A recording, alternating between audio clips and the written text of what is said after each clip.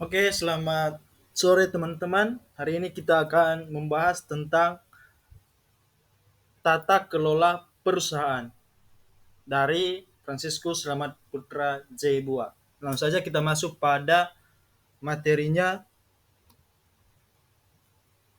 Nah, bukti audit. Nah, bukti audit ini salah satu dari tata kelola perusahaan. Jadi, di bukti audit ini ada beberapa penjelasan, yaitu audit evidence adalah atau bukti audit, di mana adalah informasi yang digunakan auditor untuk menarik kesimpulan yang menjadi dasar pemberian opini auditnya. Bukti audit meliputi informasi yang terdapat dalam catatan accounting atau yang mendasari laporan keuangan dan informasi lain atau di luar catatan accounting.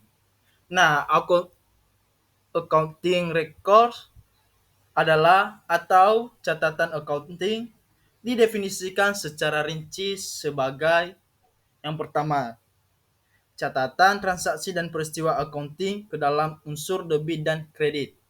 Terus yang kedua, catatan pendukung seperti cek, catatan transfer dana, invoice invoice dan kontrak.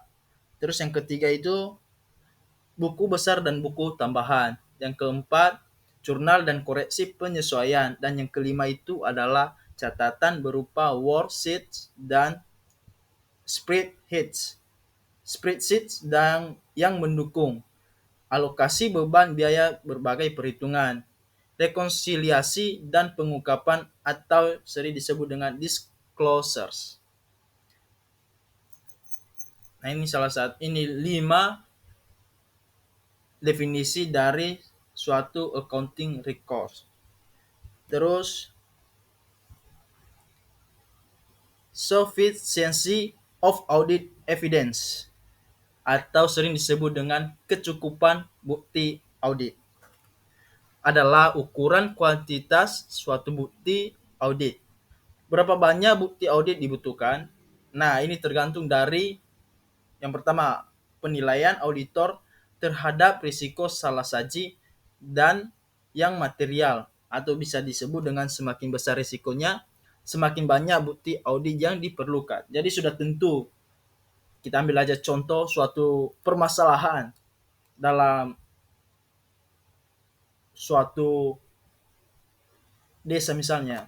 Pasti ketika ada permasalahan itu, pasti buktinya harus banyak. Pasti bukti yang diperlukan atau yang dikumpulkan itu harus banyak untuk meyakinkan permasalahan itu terjadi dan bisa segera diselesaikan atau clear. Tapi ketika suatu desa itu tidak memiliki permasalahan, ya buat apa kita memerlukan suatu bukti?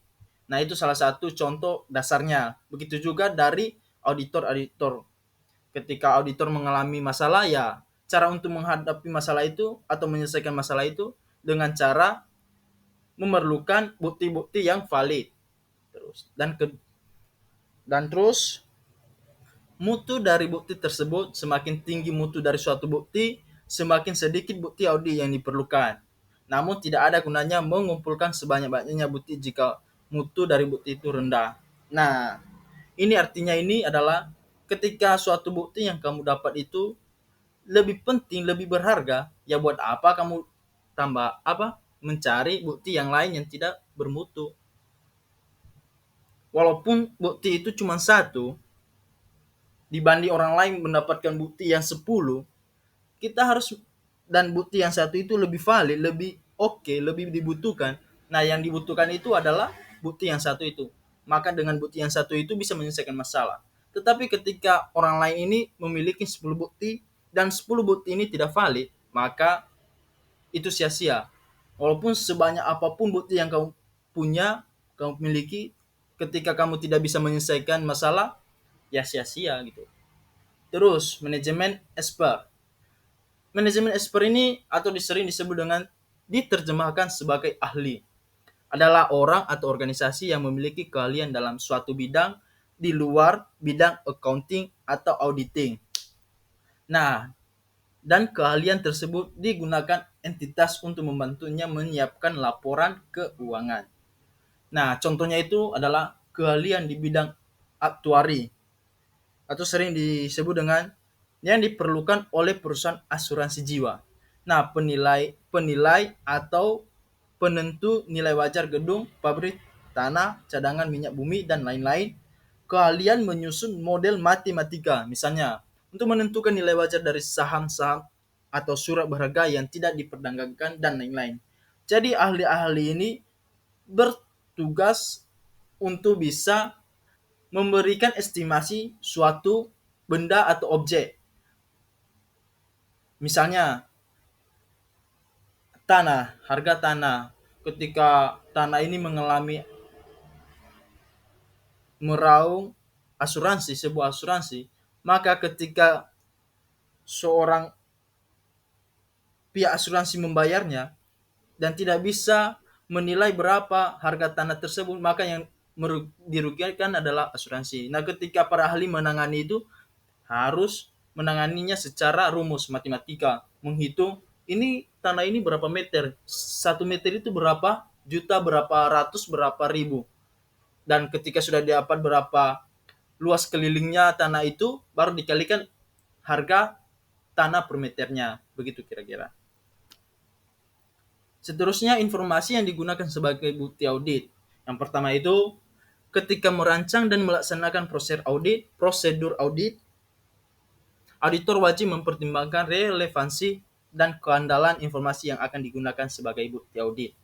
Nah, jika informasi yang akan digunakan sebagai bukti audit disiapkan dengan menggunakan pekerjaan ahli, auditor wajib atau dengan memperhatikan seberapa pentingnya pekerjaan ahli tersebut untuk tujuan auditor.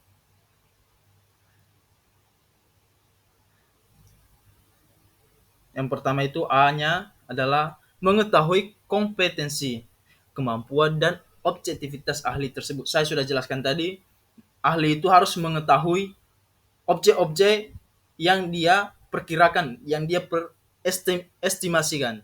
Jadi ketika dia tidak bisa mengestimasikan, ya kita nggak membutuhkan ahli tersebut, karena buat apa? Nggak ada fungsi gitu. Terus memahami pekerjaan ahli tersebut. Dan yang terakhir, mengevaluasi tepat atau tidaknya pekerjaan ahli itu sebagai bukti audit untuk asersi terkait. 3. Ketika menggunakan informasi yang dihasilkan entitas, auditor wajib mengevaluasi apakah informasi itu cukup andal untuk tujuan auditor, termasuk memperoleh bukti audit tentang akurat dan lengkapnya informasi. Dan yang kedua, mengevaluasi apakah informasi cukup tepat, teliti, dan rinci untuk keperluan auditor. Yang keempat itu, ketika merancang uji pengendalian atau test of controls dan uji rincian atau test of details, auditor wajib menentukan cara memilih sampel sehingga efektif memenuhi tujuan prosedur audit tersebut. Terus, prosedur-prosedur audit berikut dapat digunakan sebagai prosedur-prosedur penilaian risiko atau risk assessment procedures. Prosedur atau uji pengendalian atau test of controls atau prosedur-prosedur substantif atau substantif prosedur, tergantung konteks di mana prosedur itu diterapkan auditor. Nah, ada beberapa prosedur. Yang pertama itu inspection atau inspeksi, terus observation atau pengamatan, terus external confirmation atau konfirmasi eksternal, recalculation atau perhitungan kembali, reperformance atau lakukan kembali, terus analytical procedures atau prosedur analytical, dan yang ketujuh adalah inquire atau bertanya. Kita bahas satu persatu. Adalah inspection atau inspeksi. Nah, ICI 500 menggunakan istilah inspeksi dalam dua makna. Makna yang pertama itu adalah pemeriksaan catatan atau dokumen, baik internal maupun eksternal, dalam pernah kertas, elektronik atau media lainnya. Atau yang kedua itu, makna yang kedua itu adalah pemeriksaan fisik atau aset. Inspeksi terhadap catatan dan dokumen memberikan bukti audit dengan berbagai tingkat kendalan, tergantung pada sifat dan sumber catatan atau dokumen. Dalam catatan atau dokumen internal, tergantung efektifnya pengendalian atas pembuatan catatan atau dokumen tersebut. Nah, kita ambil contoh pengguna inspeksi dalam uji pengendalian adalah inspeksi atas catatan untuk membuktikan adanya otorisasi atas transaksi. Terus yang kedua itu observation atau pengamatan. Nah, pengamatan atau mengamati tidak lain dari melihat suatu proses atau prosedur yang dilakukan orang lain. Misalnya, auditor mengamati perhitungan persediaan yang dilakukan oleh karyawan pabrik, atau auditor mengamati pelaksanaan kegiatan pengendalian tertentu. Nah, pengamatan memberikan bukti audit atas pelaksanaan suatu proses atau prosedur namun terbatas pada yang pertama itu titik waktu atau periode ketika pengamatan dilakukan. Terus yang kedua, kenyataan bahwa auditor sedang mengamati atau justru yang membuat proses atau prosedur dilaksanakan. ICI 501 Audit Evidence Specific Considerations of Selected Items memberikan petunjuk lebih lanjut mengenai pengamatan atas perhitungan persediaan. Oke, nanti teman-teman bisa membuka itu. Langsung saja masuk di external confirmation.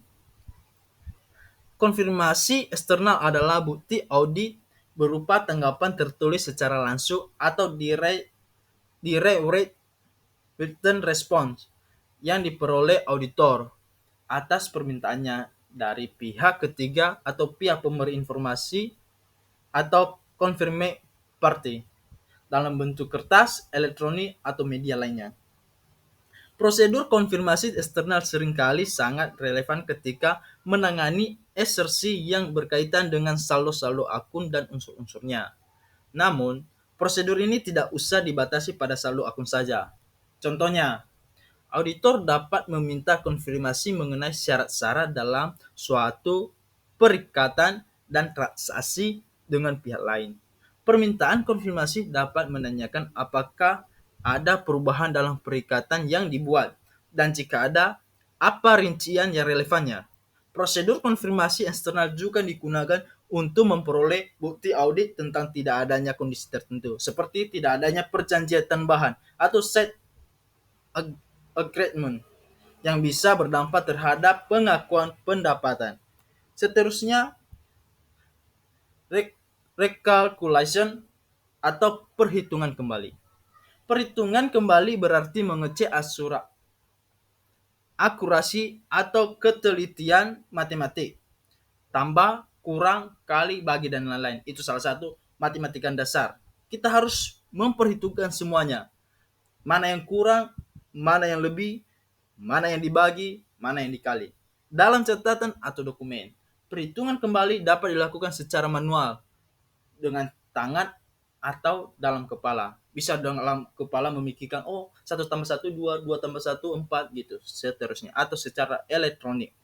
Yang kelima itu, reperformance atau lakukan kembali. Auditor melakukan kembali secara independen prosedur atau pengendalian yang telah atau seharusnya sudah dikerjakan sebagai bagian dari sistem pengendalian internal di entitas yang bersangkutan. Nah, fungsi dari reperformance ini atau melakukan kembali ini adalah untuk mengecek ulang apakah pekerjaan yang sudah dilakukan ini benar-benar betul, perfect, sempurna, dan lain-lain. Ketika kita mengecek kembali, pasti kita akan bisa meyakinkan diri bahwa pekerjaan kita ini benar-benar sudah pas, sudah benar. Gitu kira-kira. Terus yang keenam, analytical procedure atau prosedur analitikal. Prosedur analitikal meliputi evaluasi atas informasi keuangan dengan menganalisis hubungan yang nalar. Analysis of plausible relationship antara data keuangan dan non-keuangan. Nah, prosedur analytical juga meliputi penelitian yang lebih mendalam, investigation jika perlu, untuk mengidentifikasi fluktuasi atau keterkaitan dengan yang tidak konsisten dengan informasi relevan lainnya, atau yang berbeda dari yang diharapkan, expected values, dalam jumlah yang signifikan. Yang ketujuh adalah inquiry atau bertanya, adalah mencari informasi dari orang yang mengetahui masalahnya, baik masalah keuangan dan non-keuangannya, dari orang di dalam atau di luar entitas. Inquiry digunakan secara ekstensif sepanjang audit. Inquiry bisa berupa mengajukan pertanyaan secara formal dan tertulis atau informal dan lisan. Menilai jawaban yang diberikan terhadap inquiries adalah bagian yang tidak terpisahkan dari suatu inquiry proses. Tanggapan atas inquiries dapat memberikan informasi yang sebelumnya tidak dimiliki auditor atau mendukung bukti audit yang sudah ada. Corroborative audit evidence, atau sebaliknya, tanggapan memberikan informasi yang berbeda secara signifikan dari informasi lain yang sudah diperoleh auditor, misalnya tentang manajemen yang memotong kompas atau pengendalian, atau sering disebut dengan manajemen override of control. Sekian dari